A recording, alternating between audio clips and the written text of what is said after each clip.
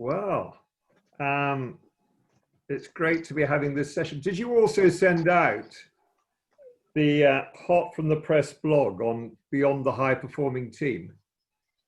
Actually, no, I have to say, I'm really sorry I didn't. No. Don't worry. Don't worry. Because I shall do after this evening. we can always pick that up. Thank you. We can always pick that up at the next session I'm doing for the module 4. But this is something, some of you know I'm doing a 4th edition. They seem to come around very quickly of leadership team coaching. And this has made me review everything that's in the 3rd edition. And so this blog begins by apologizing for having got people to buy books where I talk about high performing teams, when I no longer believe we should be using that language. And I, in that blog, talk about 4 reasons about why I think high performing teams is very unsystemic language. The 4 reasons, I'll just share them with you as you haven't had a chance to read that, being many years of experience of people saying to me, oh, we want to become a high performing team. Please tell us the 7 things we need to do that means we'll be high performing.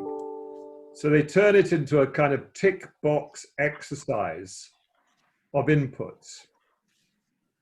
Does that make sense? You know, and a linear progression. And then the second danger is that having done that, they make being a high performing team a place of arrival. And in the blog, I quote Bill Gates saying, success is a lousy teacher. And the most terrible thing you could do for any organization or any team or any individual is give them the sense that they've now succeeded and the work is finished. And that also is the second thing that worries me about high performing teams, is we make it a place of arrival. And indeed, it was very interesting. We've been preparing some slides for one of the W. Beck's courses on team coaching. And we were talking about the stages in team coaching. And I realized that one of the slides for the final stage said disengagement. And it was only on the 9th version of these slides that I spotted this was a problem, because this was not a systemic way of doing a slide. Because what it was talking about was, how does the coach disengage from the team? But the end of this process is not the end of the process. It's the transition from the coaching being done by the team to the coaching done by the team coach to the coaching being done by the team. So again, it's amazing how quickly we fall into non-systemic ways of thinking without even realizing that we think the team coaching is done by the team coach. That's not systemic.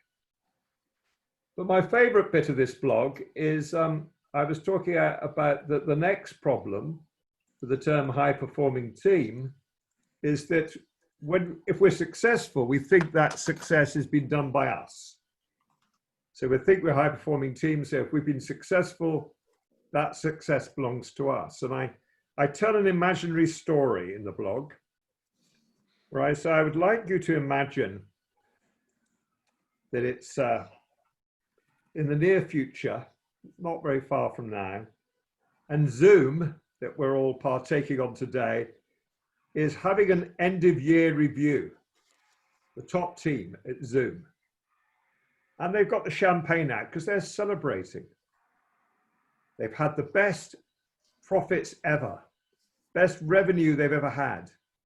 They've had the fastest acceleration of customers, way beyond their targets.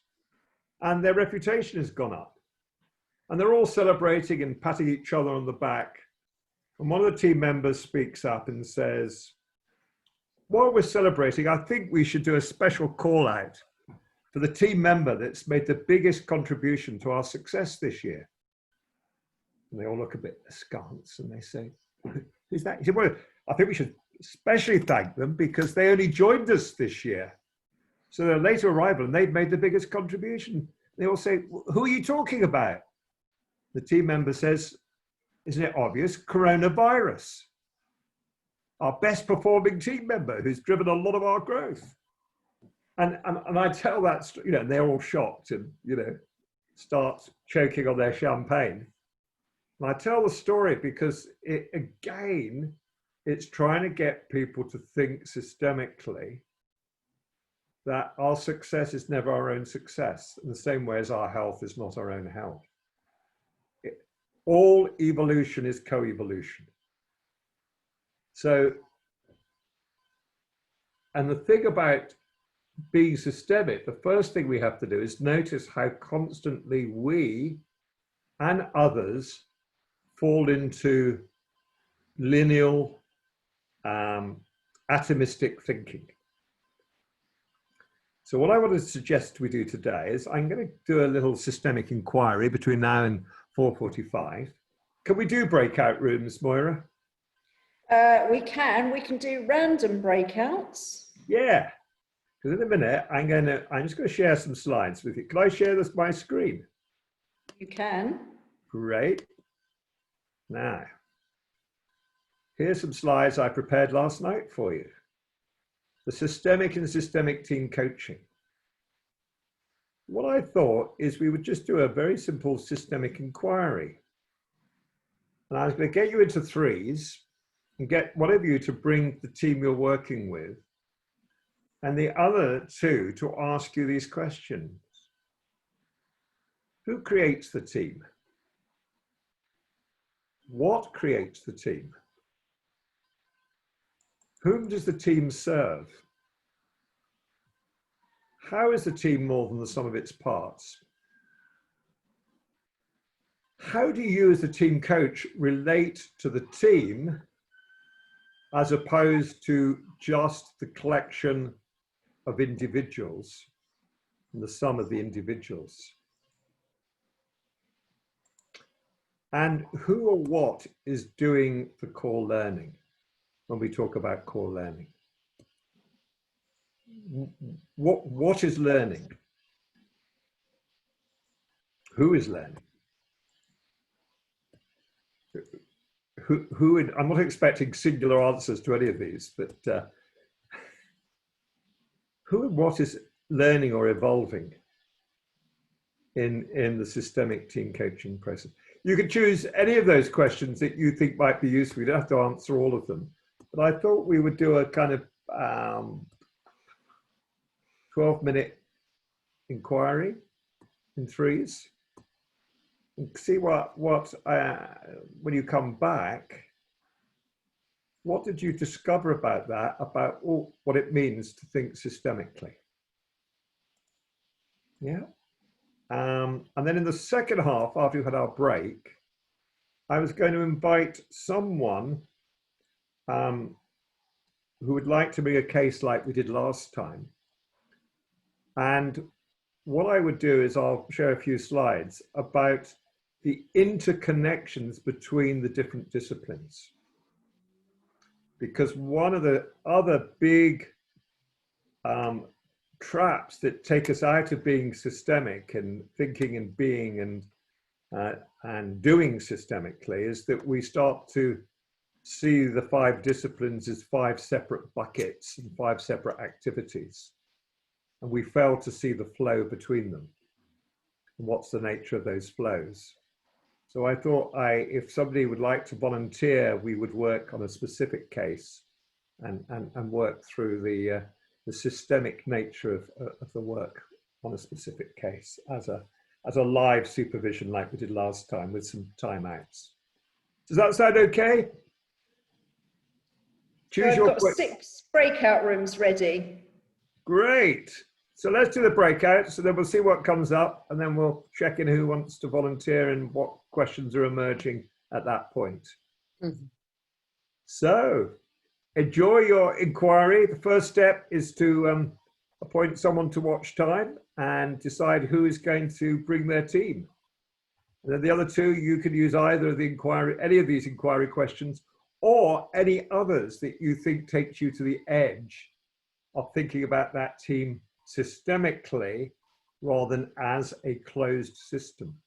Anyway, great, welcome back. So it'd be great just to hear what did you discover by just playing with some of those questions to take us beyond a system way of thinking to a systemic way of thinking. And I'll say a bit more about that later. But who wants to go first, just to share back? Andreas, were you lighting up? I was absolutely amazed to find myself in one of the most wonderful groups, to be honest. Yes. So, Thank you. yeah, you did a great job. Thank you very much for this. Now we had I think we had fantastic reflections, and one of my colleagues, so Jenny, did a fantastic job in reflecting in a systemic way on a team coaching process that has just started with the first conversation. Oh, this was a real challenge. And I think we got something out of it. I would like to hand it over to Jenny because she is the one who actually contributed the most. Of course, I could continue, but I would like to give you the spotlight, if that's okay for you. Andreas, thank you for the gift. I'll take it. So, Peter, I don't know whether we danced around the subject because it's so early in my engagement with them. I've had an hour with it, but what was really evident when we were talking is that I'm working with a team in the Ministry of Justice. So it is an incredibly complex system. And I suppose when we started to unpack it and think about it, was for me, I was just thinking about, oh my God, how am I going to hold this system within this wider system and all the systems that are there within it when you start to look at it? Because it was kind of feeling a bit, it was like this, you know, how do I get my hands around it? And because just notice, you see, one of the things about thinking systemically is to constantly watch for and listen for the non-systemic ways we are all trapped in our language. That leads to certain belief systems and certain feelings. So even the notion, how am I going to hold, was your phrase. Yes. Which is an assumption I have to, or I can hold the team. Yes. Which is an unsystemic thought. Yes. That we all get caught by. Yeah. Or how am I going to get my hands around? Well, you can't systemically get your hands around a complex adaptive system. It's a living organism, right? But it's you know, and I always come back to the William Blake little poem. He who pins to himself a joy doth the winged life destroy. But he who kisses it as it flies lives in eternity's sunrise. So how do we kiss the team as it turns from a chrysalis into a butterfly, rather than try and hold the team or pin the team or get our hands around the team, because it's going to kick it, will kill it. Yes. Sorry, I just had to. No, but I think that's really interesting in terms of even just how do you engage, and you take the brief for a start. You know, because normally I would take a brief and just like this. Sorry, I was losing you slightly there. Was that at my end? No, I'm back. I'm back. All right. How do you take the brief, which is, of course, great language for the Ministry of Justice, to take a brief? Yes. Exactly. And do you take a brief if you're taking a brief systemically? I don't know. Rather than, do you hold an initial inquiry about what's the inquiry we have to do together? Yes. Yeah? I see the difference. Because as soon as we take a brief, then, you know, who takes a brief? Well, both the council for one side and the council for the other side take a brief. So we're into proposition and opposition and yeah. So how do we even shift that language? How do we arrive at together the inquiry that we have to collectively do? Yes. Yeah. Okay. So now what we're doing is we're doing systemic unpacking of concepts and of language and assumptions. Yes. Great. So did you discover who and what had created this team that you're working with?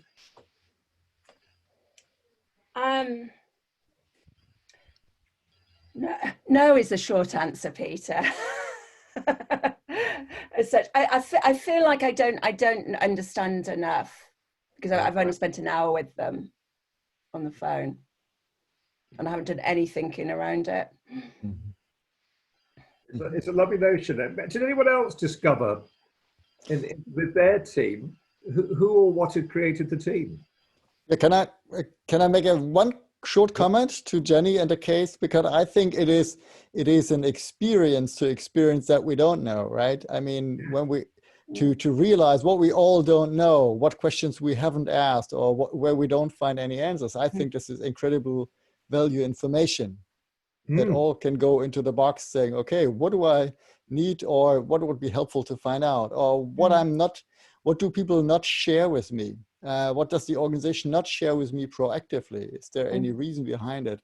And this I find incredibly interesting to reflect on. Typically, I don't reflect on it in the moment, but later on, and I think so the hour may be super valuable to also reflect. And also just watch, Andreas, with that we don't fall into the trap that when we get to our not knowing, that we assume that they do know and haven't yet told us. That they may also not know. Yeah, absolutely. Yes. And one of the things I often say is what we're trying to do in any form of coaching is get to the place where they don't know and we don't know, but it's clear that we need to discover. Sorry for my assumption. Very nice. So who else made some progress with that? Those first two questions. Who or what created the team? Did anyone make some progress in that area? Yeah, I found for me there were many answers, but there were two bigger answers. One was on the on one level, who or what creates the team is the kind of supervisory board and the regulators, and because they determine the roles that have to be on the team, and they're in charge of the nominations of who gets those roles, etc.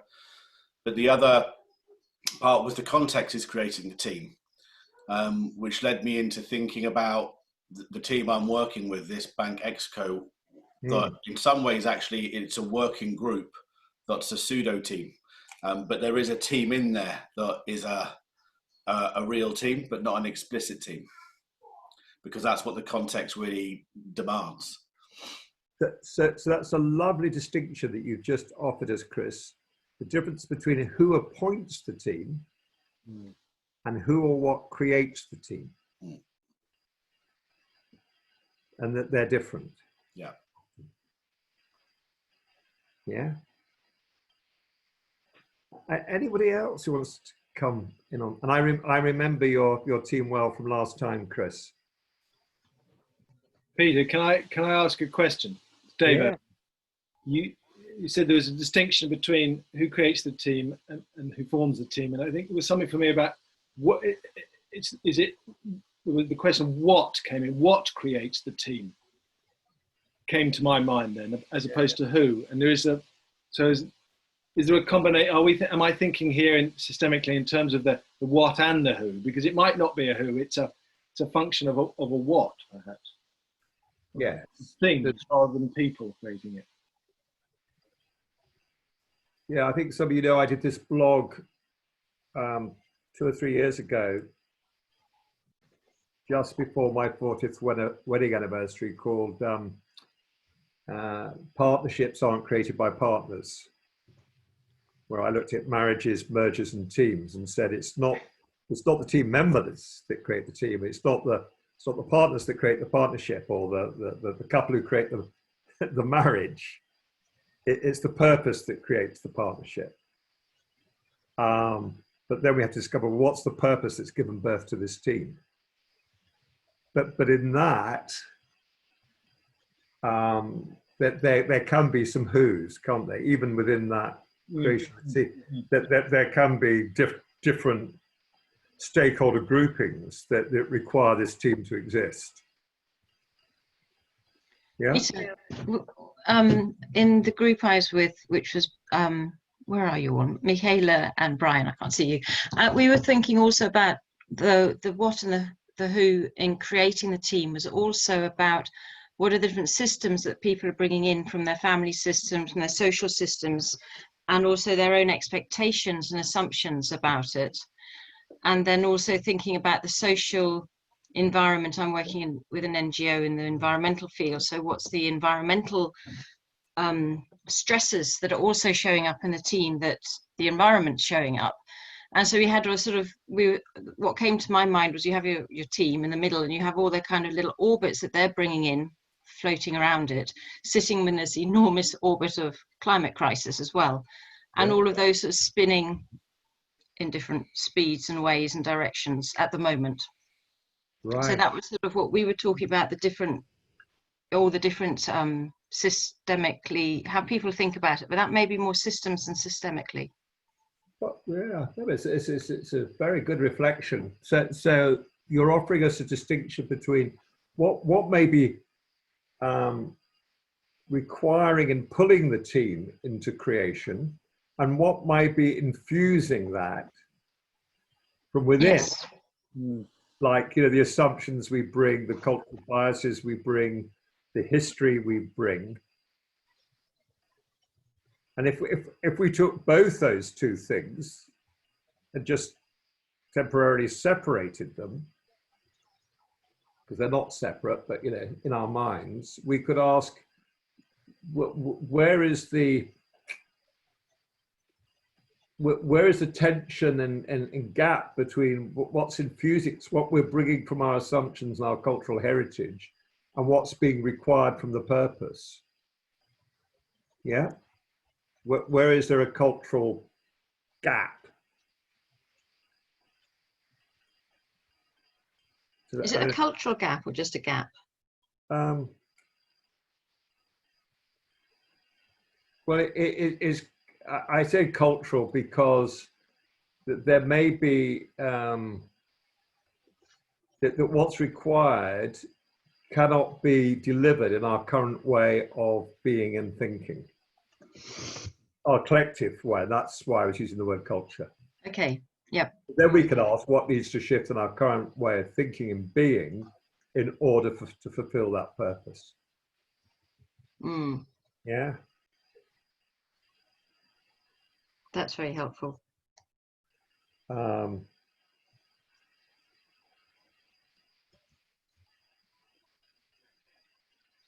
Is it?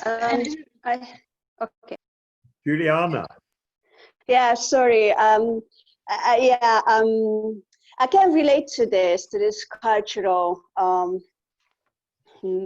issue or misunderstandings, because I've just been contacted by a team who I'm going to, I think I'll be used them for my case study as well, because it's extremely interesting. It's a facility management company of 80 people, yeah. But they actually work within an institute, which was set up during the communist era in 1950. Yeah. And they are actually doing atomic researches, this institute, And it's got a long history, like 70 years, right? And interestingly, communism is over for 30 years now, but in their mentality, the entire system is fused with, this, with fears and the unspoken and indirect communication, and all kinds of games they are playing, which I actually grew up with in the 80s, so I'm quite familiar with that. And there's this new team, the facility management team, who was set up a couple of years ago, and there's a big clash between the way they want to manage their activities and within this culture.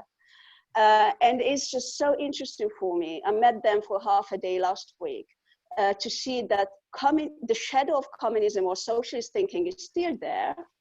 And there's a new system that wants to get integrated into this, and they are suffering because of these cultural differences. So, and just pause there, Juliana, because there's a very important issue here, which is just emerging from your story, which is having worked a lot over the years with culture change, one of the first things that people who in senior management who try and change the culture, the first problem they often fall into is they make the current and past culture bad. And they say, now we've got to go to this new good culture, which is a form of splitting. And one of the things I think we have to start from as systemic team coaches is cultures are not good or bad.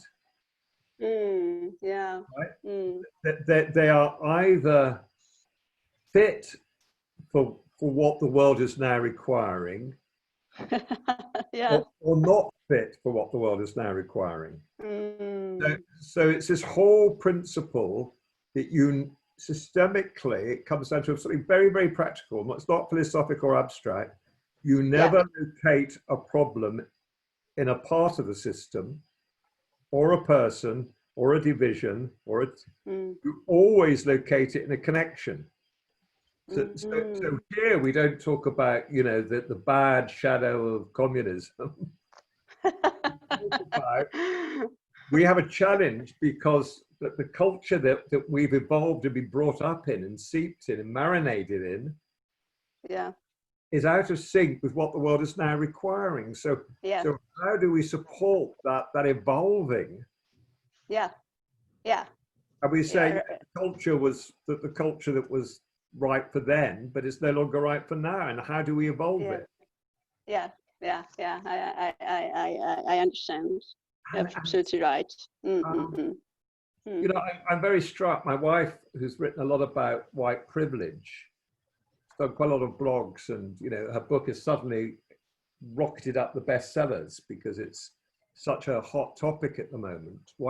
Her book's called White Privilege Unmasked, and she was writing all about the taking down of statues in Edward Colston. It's very interesting is that we want to make Edward Colston bad, but actually the royal family made more money out of the same company that he made money out of on slavery than he did. So actually we have to take down all the statues of Queen Victoria, and then we have to take down. And actually, when you go on, you get left. You can't have statues. Or you can have statues, but you've got to contextualize them. And the problem with Edward Colston's statue was that it was put up quite a few years after he died, and he said that he was a wise and virtuous person, right? So we labeled him as a person in a way that decontextualized it and did lie about history. So, and it's the same way, I was we're doing this book on climate conscious coaching. We've collected 200 questions from coaches, and one of them said, one of the questions was, how do we not work with the people who are profiting from pollution? And I just put in the margin, You mean all of us? We're all profiting from pollution. Yeah, some people are doing it and you know, are doing it more on a much larger scale and more adversely. But unless we can first of all accept that all of us are benefiting from pollution, our way of life is keeping it going, we start to go into splitting. And part of the approach of systemic thinking is to we can't avoid going into splitting, but how do we catch ourselves as we do it? That makes sense. Yeah, absolutely, it makes sense. And now your two first questions, who and what makes the team, makes sense. I mean, it was this institute who created this team. I need to coach, and you cannot go against who created you, can you? I mean, that's just a question. They appointed the team. Appointed, okay. What was the need that had? So what we can start to ask is, what's the need that has emerged in the world that requires this team to come into being? Yeah. And that's why, as a coach, we have to be as much on the side of the old culture as the new culture.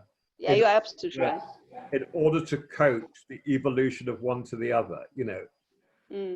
Now it's an issue that is just out of sync with what the world of today is needing. It's not bad. So Peter, time check. We're at 10 to 5. So let's having stimulated the grey cells, let's take a 3-minute break. Is there somebody, 5-minute break? Is there somebody who's got a case they would like to explore, who's perhaps further on in their journey about the connection between how do you do the 5 disciplines in a connected way?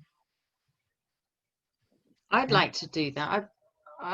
It's a bit with trepidation because I'm just making sense of what happened last week. Great. And it would be helpful. Let's start there. Can I? When we're talking about systemic awareness, I'm getting some echo now. Yeah, we are distinguishing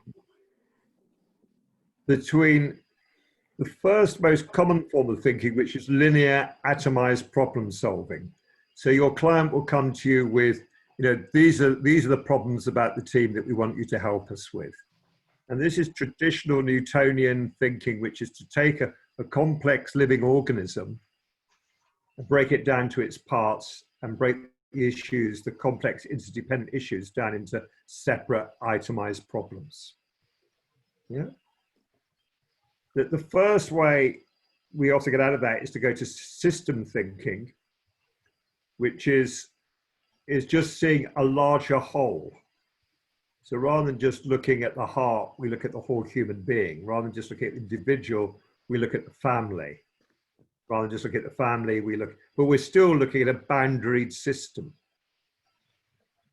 To go to systemic awareness requires 2 other shifts. One is, we have to move beyond just left hemisphere rational analysis. We have to use the right hemisphere. We have to use the whole embodied thinking, because you cannot just do systemic awareness with the right left hemisphere, neocortex. But we also have to, rather than just move to a bigger boundaried system, we have to see how every system is nested within many other systems, and they are nested within it. The environment is not out there as a problem. Could people put their microphones off by getting feedback? Peter, are you sharing slides? Yes. Oh, can people see them? Oh, you can. Okay, don't worry. It might just be. I'll put it on full screen. Is that better? And systemic awareness is where we start to see how everything is nested within other levels of systemic levels, and those levels are within each of the bigger levels resides within the smaller levels. So when people say, how do I bring the wider ecology into coaching? The answer is, well, it's already there. If your client eats and breathes the climate issues are already in the room. Because the environment isn't out there, it's also inside each of us. We are part of the environment and it's part of us. So you start to see that double sense of nestedness. And then the final level is when you actually do get to a felt sense that I am both the droplet and the ocean. The whole is in me and I'm in the whole.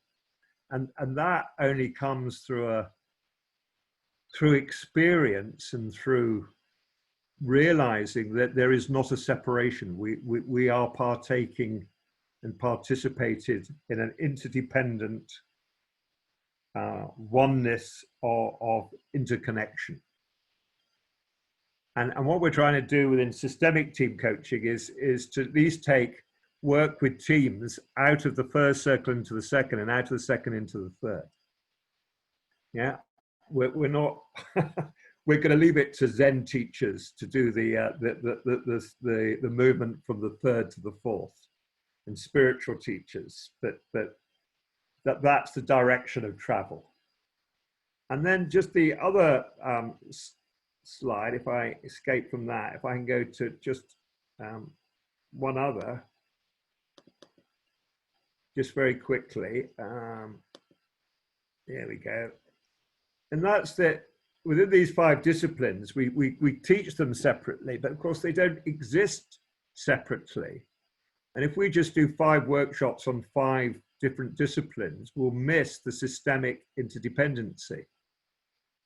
They're not 5 separate boundaried, it should say, territories, nor 5 steps to heaven of high performance.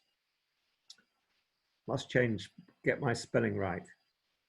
We have to realize that actually it's what happens at the interplay, which is as important as what happens within. So, the commissioning, the co-missioning, if the commission changes what we have to clarify, and as we clarify, we have to go back and change the commission. And then down here, right, as we evolve as a team, we change our connection with our stakeholders. And as our stakeholders keep changing, they change how we need to operate as a team. Because new stakeholders emerge and stakeholder needs change. So that means we have to change how we, so once we realize that there is no such thing as evolution, there's only co-evolution, we start to see these 2 little interplays. And then if we look at this interplay, the clarifying, as we clarify what are our strategic objectives as a team, and we do a team charter, that changes what we need to focus on in our team meetings and how we need to communicate with each other. And as we change how we work as a team, that means we need to change our team charter. So we've got a lovely little action learning cycle there, as we do here. 2 little action learning cycles of the commission changes our sense of who the stakeholders are.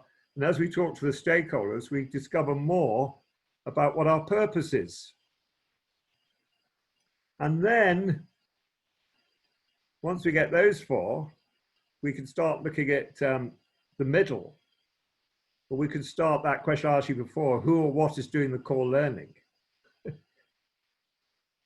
Is it the team members?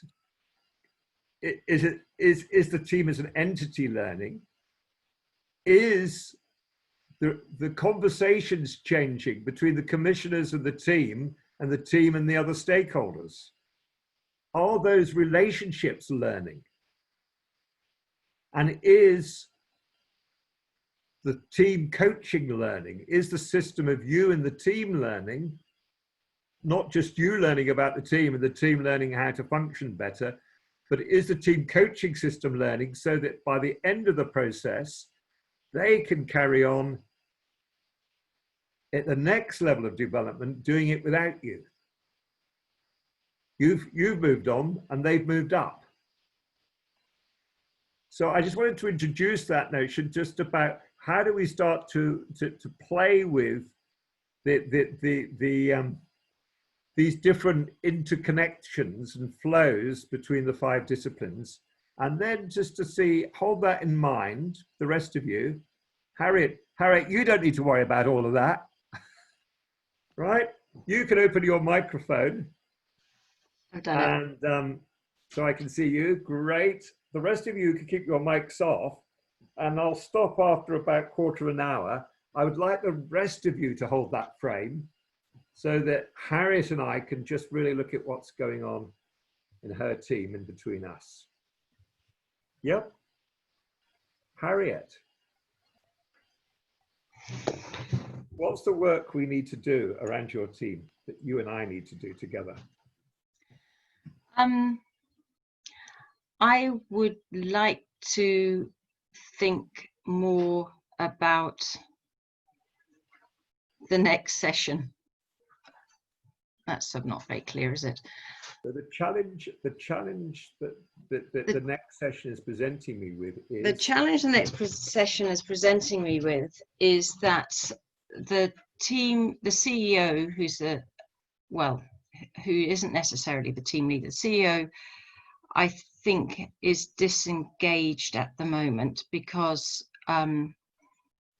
it was a very, very challenging first session with some of the feedback that came back for him. He's disengaged from? I think he might be disengaged from the intervention currently.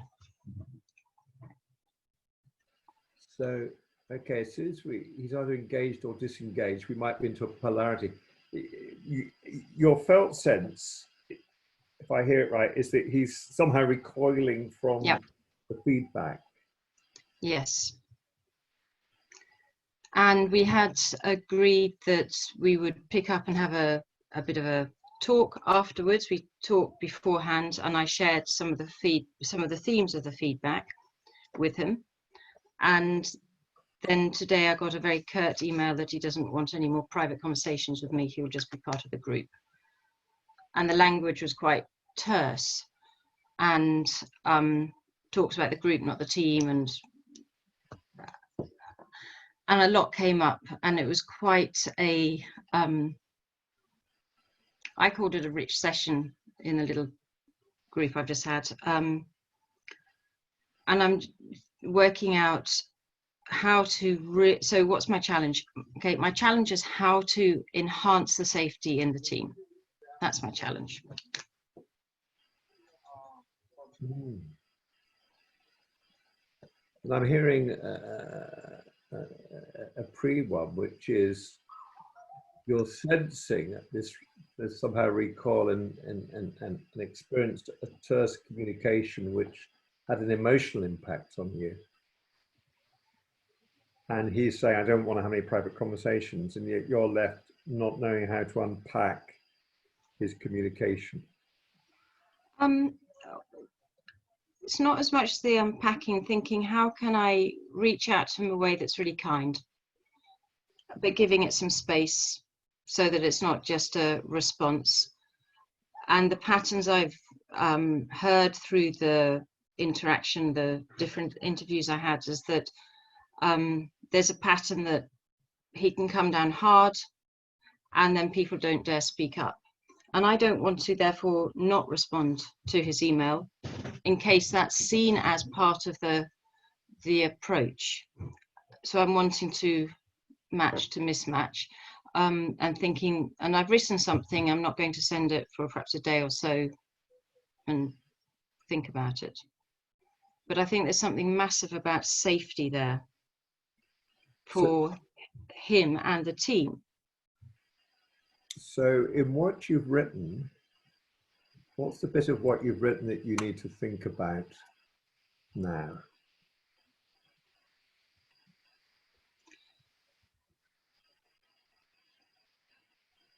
I want to, what do I need to think about now? Golly. You said I've written it in draft, but I sort of drafted something and I just want to sleep on it, and I don't want to respond immediately, but I do want to respond. So that's all I'm thinking about. And I also know that he's having a meeting with someone that I coached, which was an offer that was part of the package, and someone wanted to be coached this morning to help process what had happened, and they're having a meeting. So I just thought, you know, and I think some good things will come out of that meeting. I'm hoping they will. So I then thought I would offer my email after that. And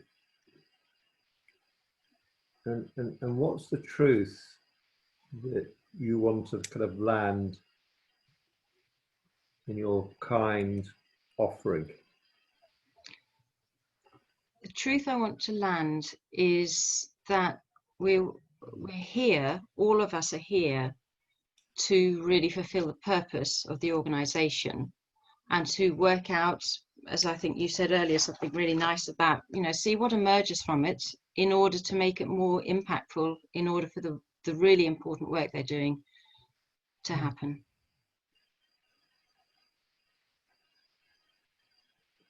Just as a reflection, you said earlier on, he's the CEO, but not necessarily the team leader. That has yet to be discussed in the, yeah, he doesn't lead the team, but his position as CEO, and this is causing all sorts of, there are structural, there's lack of clarity on many fronts, which was raised as one of the topics as well to think about. Who has the authority? Who's the leader of the team? Who makes the decisions? Who can veto the decisions? A whole lot of different things have come up.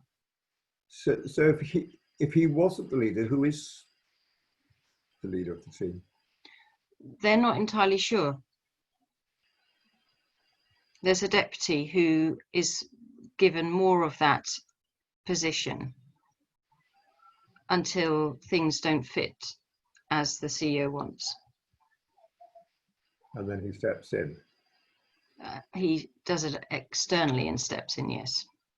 He doesn't come to the team to step in necessarily. So he doesn't always come to the team? No. And interesting, they refer to it as the team and him. So that for me, I saw a theory of a pattern of lots of disconnects. So the senior team see them and the organization. The senior team, the senior management team, as they're currently called, see them and the CEO. So there's all these kind of ands everywhere, which I see as a pattern as well. Don't know why this thought came into my head. Let me share it anyway. The first thing that really stayed with me that I ever got as a piece of advice, and this is over 40 years ago, an amazing guy is now dead, who has said, when you're working with a team, you need to really look out for the nominal leader and the biggest risk taker, because those two people both have a particular vulnerability. In some way, you have to be on the side of both. I've never forgotten that. They have the biggest vulnerability and have to be on the side of both.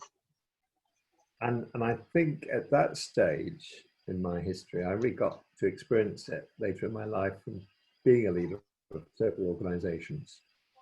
I had been working on the assumption that the leader was the person who had the power, and I had never seen them as one of the most vulnerable people in any team.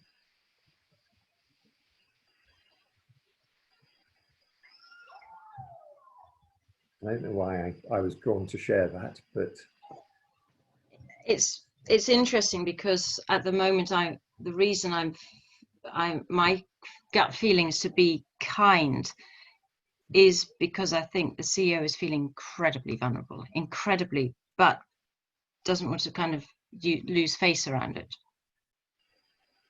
Right. I think that's what I was picking up. It's how do we support him in his vulnerability without him losing face? I think we're getting closer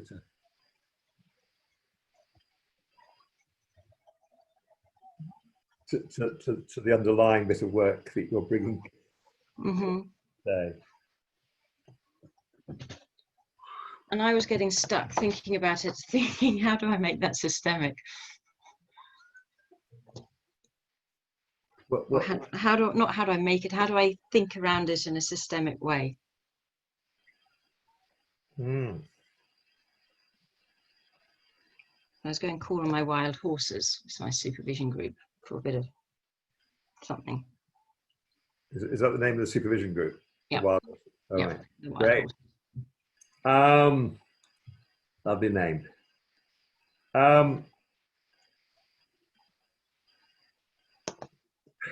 Don't scare the horses. The phrase, isn't there?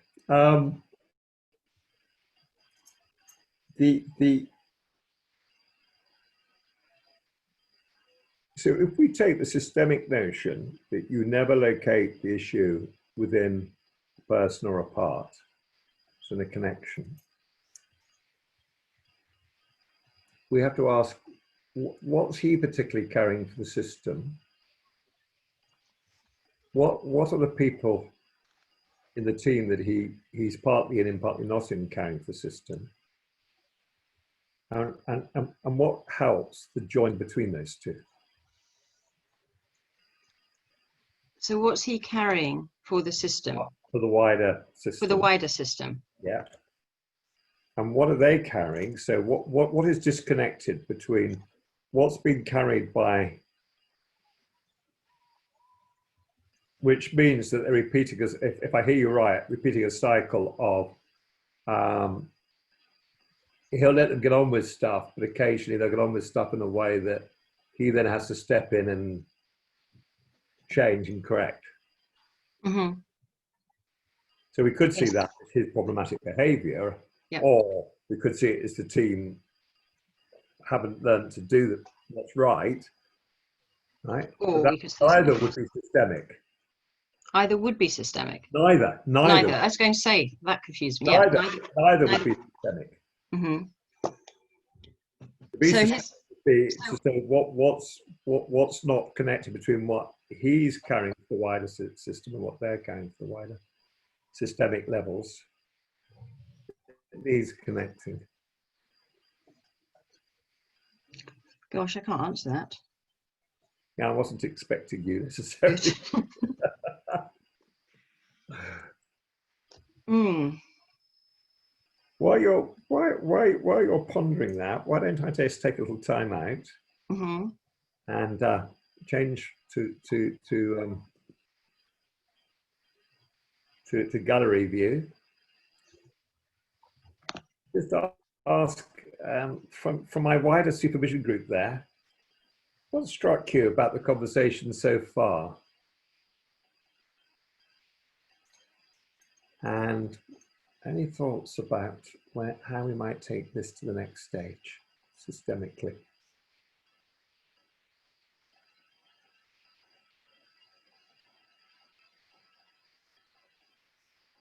And if I was to ask any of you, which interconnections between disciplines do you think is in play right here? I can answer what struck me.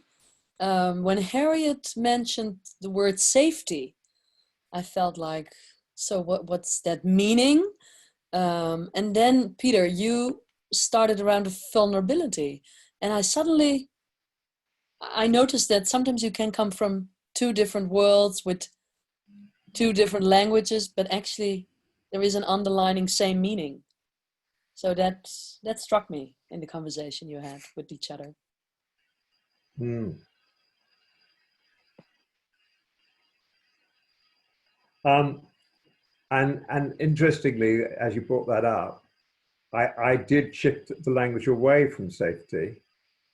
I was aware of that because the problem with safety is we nominalize it. We turn it into a place to arrive, rather than ask safe from what or safe to do what. So whenever people talk about we need to create safety in this team, the problem is we may all mean different things by it. And the danger is, what are we trying to be safe from? We might just be projecting out there be dragons. Yeah. Any other reflections? What people noticed, and what disciplines might we be circling between?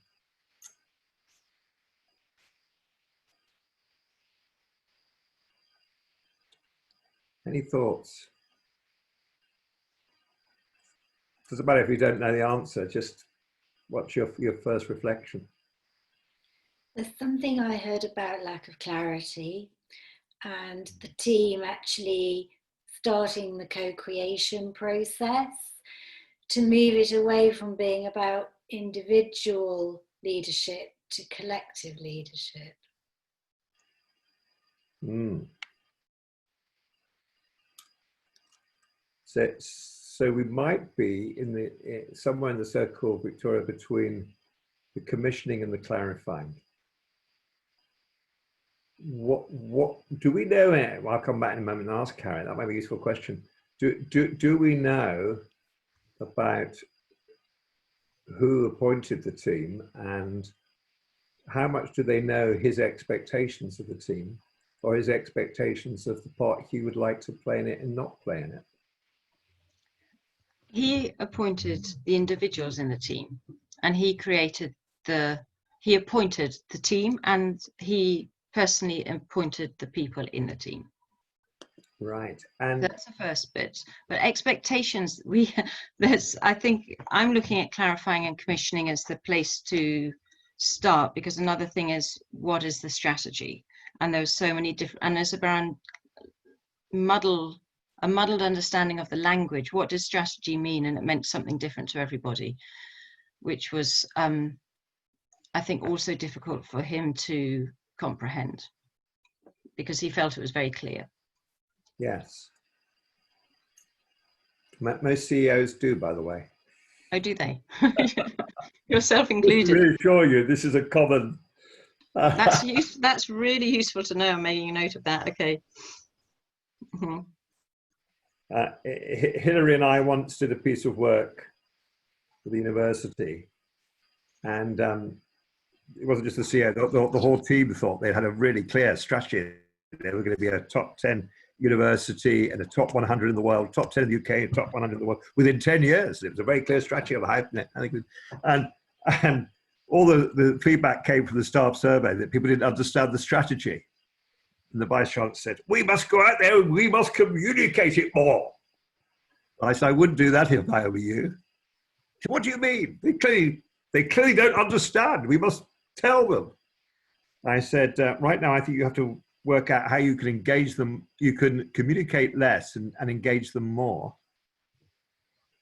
Yeah. And I'm saying that story because the CEO just reiterating the strategy will not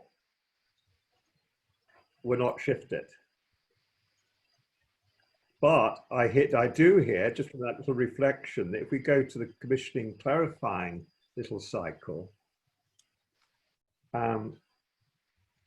there is something about the team not being clear about his expectations of them collectively. Yeah. And not being clear about the role he would like them to have and he would like to have in the team or with the team. I don't think he sees it as a team. I think he thinks they have to work as individuals, and that's a problem. The team wants to do much more around collective leadership. So again, it's the misunderstanding of what their role is, which is again, and also what the board expects them to do. Have you got any data, pre-data in the inquiry phase, about what he would think success from this team would look like? Do you know, that's so interesting. I haven't of him, but I've got it from everybody else. And I thought afterwards, it's like, what happened there that I didn't get it from him? And I wondered why I didn't get it from him.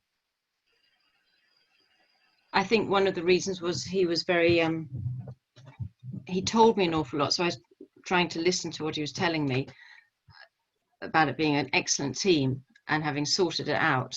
And then I had feedback later, the views of the team And so I didn't actually ask him that question. And I'm kicking myself. It's great learnings for next time. There's no such thing as failure as long as the value of the learning is greater than Oh, I'm getting a lot of them, don't you worry. Peter, Harriet, could I just share something? It's just something Yeah. that is striking me, and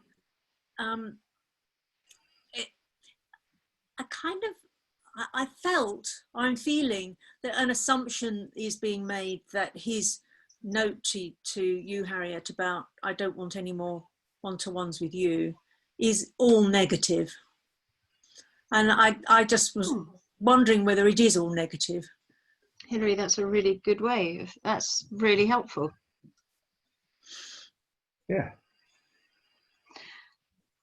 And how do I think about, how do I behave towards it so I'm non-judgmental about it? Because that's a clearer way of approaching it, isn't it? Yeah. Yeah, I mean, he could be saying, I want to talk directly to the team. I don't want you to be an interceptor. It could be. Yeah. And so I want all the stuff to be out there in the public space. And it may be that you may be experiencing something about his communication style that you feel pushed away that is unintended. It may be intended, I don't know, but it may be unintended that other people experience, is a thought. Yes, I had crossed my mind. And that's why I didn't want to then do what I'm hearing the team is that they just back off, because if they push too much, then it gets quite nasty. So I thought I've got to do something so I break a pattern. So to back off would be wrong, and to back on would be wrong. Yes, just to be somehow, to be present. Present and inquiring. Present and inquiring. Yeah. We often say that the way to get to the right place is to know the two opposing wrong places. Say that again. The way to get to the right place, often the first step to discovering that, when it's difficult, is to know the two wrong places. And we've just established that to back off and not respond to him would be wrong. So it's the third one, isn't it? But to go and insist that no, we need to have one-to-one would also be wrong. So that helps define what we have to discover by knowing the two wrong places. And you discover a lot about yourself in this process, don't you? Say more. Just that because we had sort of talked about that we would pick up again, and it was sort of neutered as a good idea if needed sort of thing, but yes, let's do that. I'm someone who likes to think, oh, well, we agreed it, therefore it's going to happen. But actually, my role is not to make it happen. My role here is to not force something, but in this very sensitive, delicate phase that I'm feeling, to just be there, have a sense of being present. So I'm not forgotten about, but this whole work we're doing stays current somehow. So what can I do to enable that, but not necessarily think, well, damn it, we said we were going to talk, therefore we will. Peter, may I ask something? Yeah. You made a statement there, the way to get to the right place is to know the two wrong places. And we said earlier on that right and wrong was not part of systemic coaching. And so I'm wondering how we would rephrase that.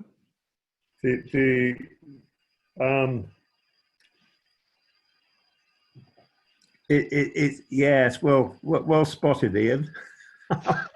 I'm not trying to be a smart ass, honestly, it just suddenly confused me. But there's something about what we're trying to discover, that is the polarity that we're stuck within.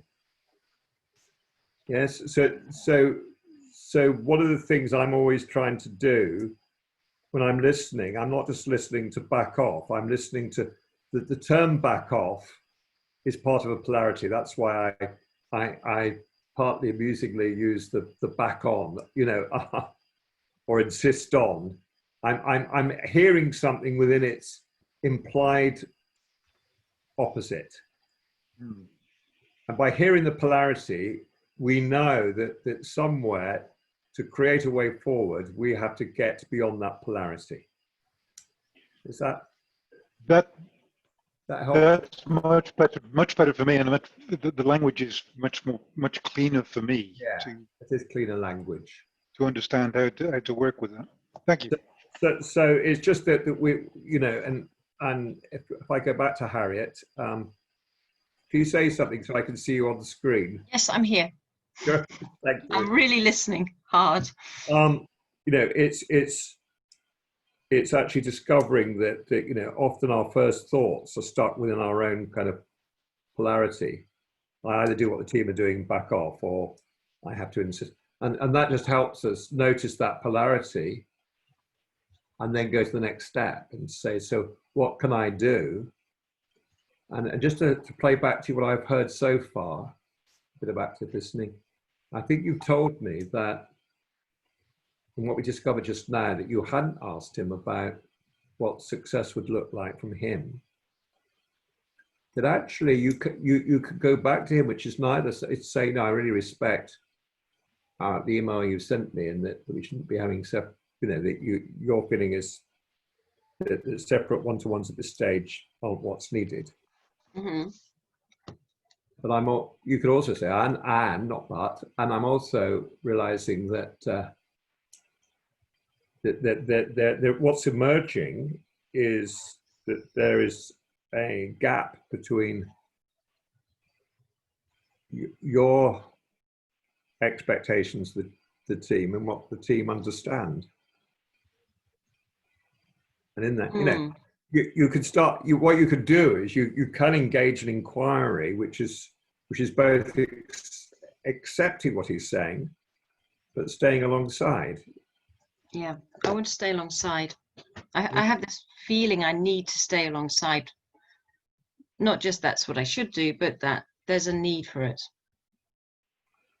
But what you might be doing in that is saying, which may or may not be the case, but he might be experiencing that him having one-to-ones is based on his need. That he is somebody who needs coaching. Whereas actually your need to stay alongside him is because there's some things you need from him in order to help the team. Yes. And I was kind of going down that line, but not as eloquent. Not meaning even as eloquently, but I think what you've just said here, the question, which I've of course written down, is really a helpful one.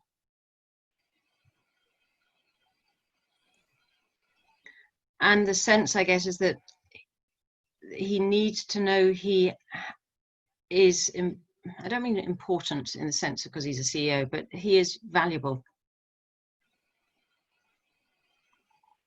So, but it's also you owning, you have some needs of him in order for you to be able to help the team.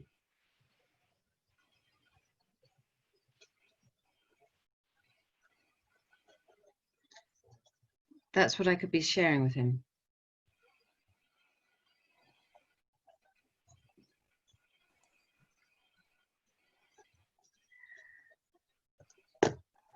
How does that keep it in a systemic framework?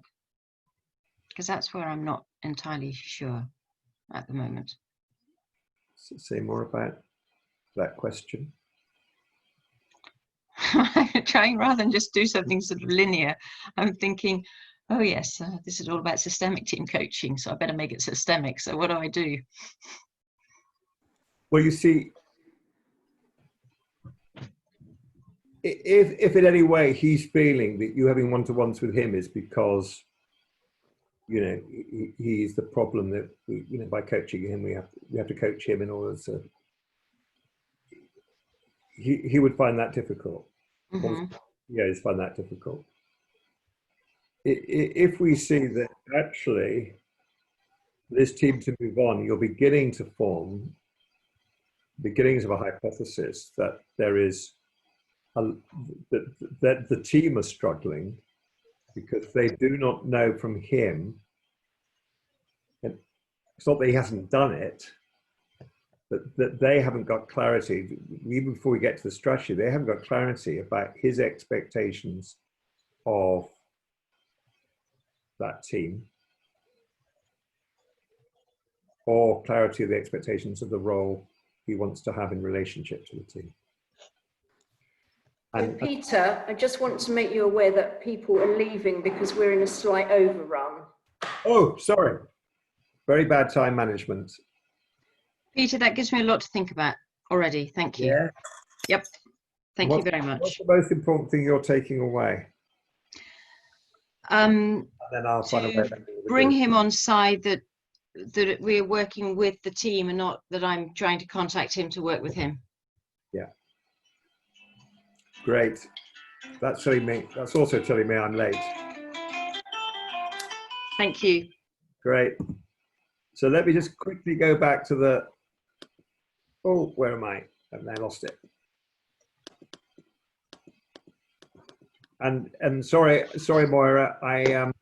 Because you wanted to just have 5 minutes with the whole group, and I know people are leaving. No, it's fine. I didn't want to interrupt your process together, so.